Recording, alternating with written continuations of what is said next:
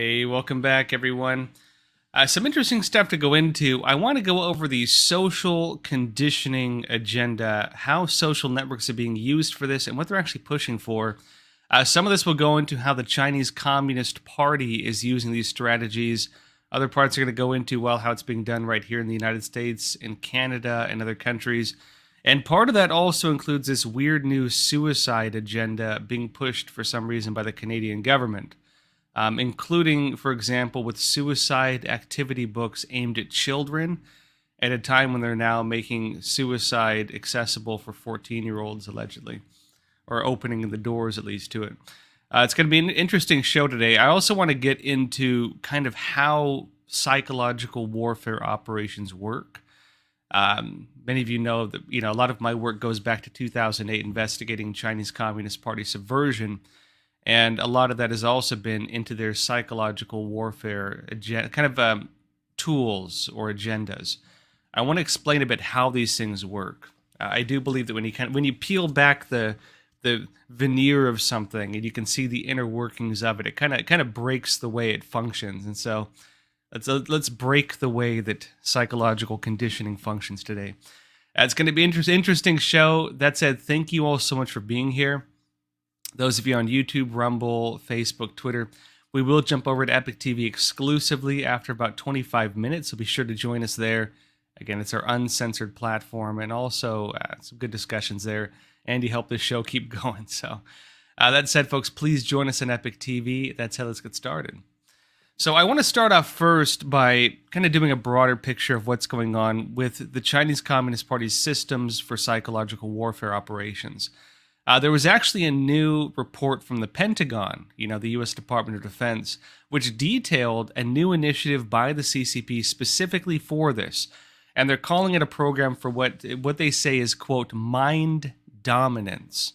Let me show you this. Epic Times has a story on it. It says, mind dominance, the CCP's disinformation war on U.S. social media. Now, I know a lot of us have become somewhat numb to the word disinformation, but there is real disinformation. I think, unfortunately, the way that the term's been used against us has been more part of a censorship agenda or a political agenda. For example, the whole thing claiming Trump colluded with Russia to spread Russian disinformation. Ironically, that report in and of itself was based on Russian disinformation. Christopher Steele collected it from two unconfirmed Russian sources, or Russian sources with unconfirmed information. The rest is history. But going back into it, Russian disinformation, Chinese disinformation, this stuff really does exist and is part of a pretty deep agenda. Unfortunately, I think the way that the agenda has been explained is not really sufficient.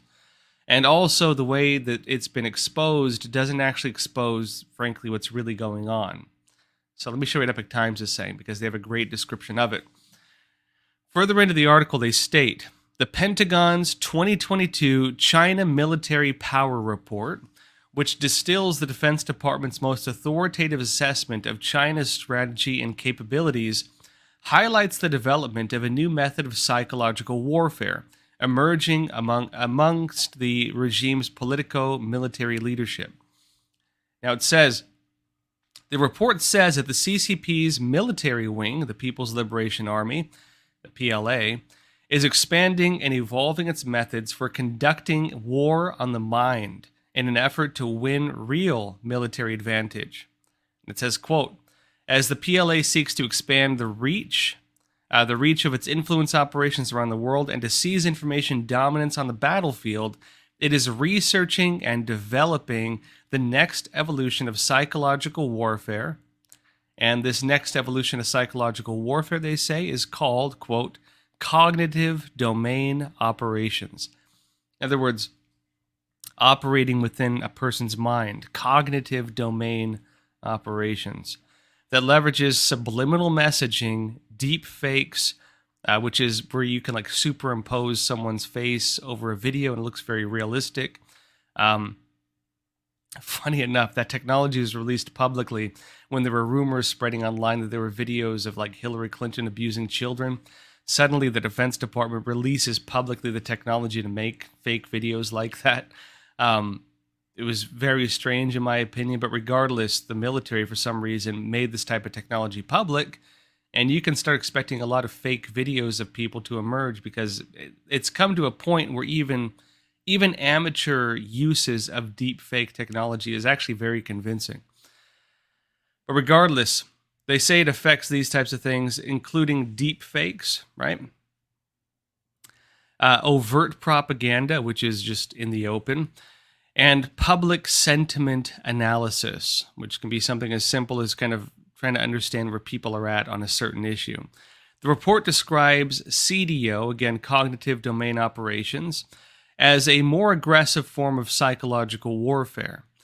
And it says it's intended to affect a target's cognition, decision making, and behavior.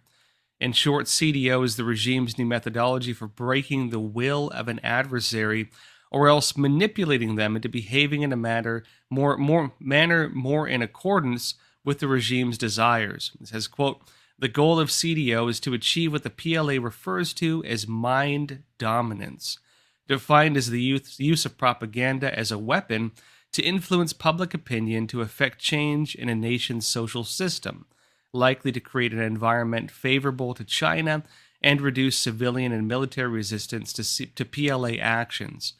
It says PLA articles on CDO, cognitive domain operations, state that seizing mind dominance in the cognitive domain and subduing the enemy without fighting is the highest realm of warfare.